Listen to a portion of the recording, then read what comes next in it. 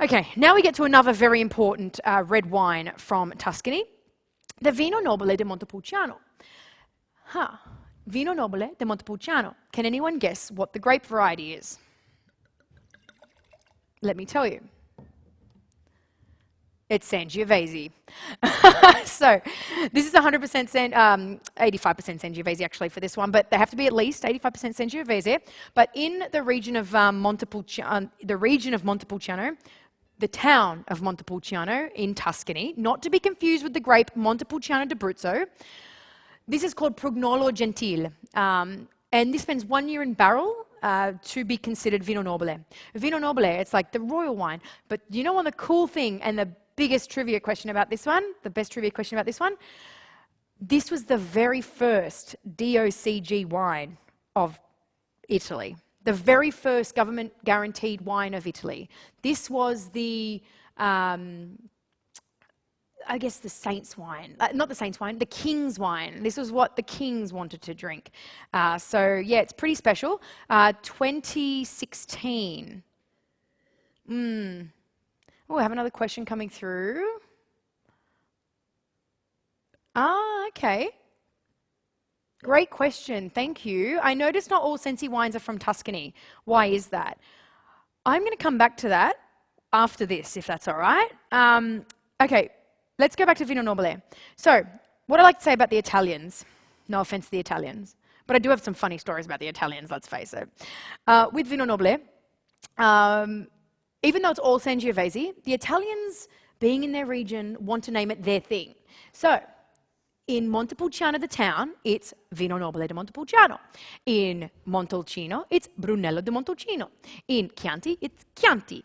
They just can't handle it just being the same thing. It's like they have to own something. So hopefully you understand that. But Vino Nobile di Montepulciano, absolutely love this wine as well. But this is one of those wines that it either, I don't know, you either love it or hate it. But as I said, it's the first DOCG wine. Why people hate it, I think, is because it's very herbaceous. Like straight away you smell that, it's like just herbs and leather and like it's like a leather boot. But see, when I smell that, I smell Tuscany. It's like a leather boot. But it also has this beautiful cherry fruit as well. So it's textbook Sangiovese, really. And that beautiful tobacco leaf.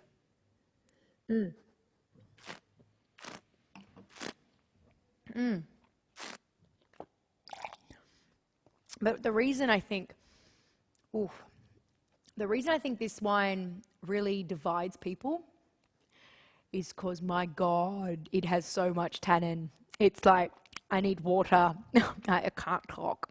I literally need water after drinking a wine like this. But it's so good. It's so complex. You know, like you can taste the barrel, you can taste the herbs, you can taste the cherries, you can taste the leather, it's just so complex and the finish is just so long. What a wine. And again, 13.5% alcohol.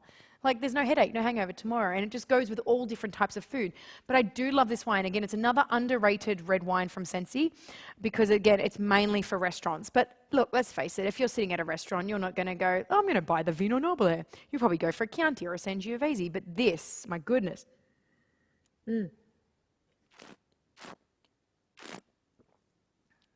Oh, it's even got this tomato meaty flavor, but the tannin, like it's chewy. This is a chewy wine.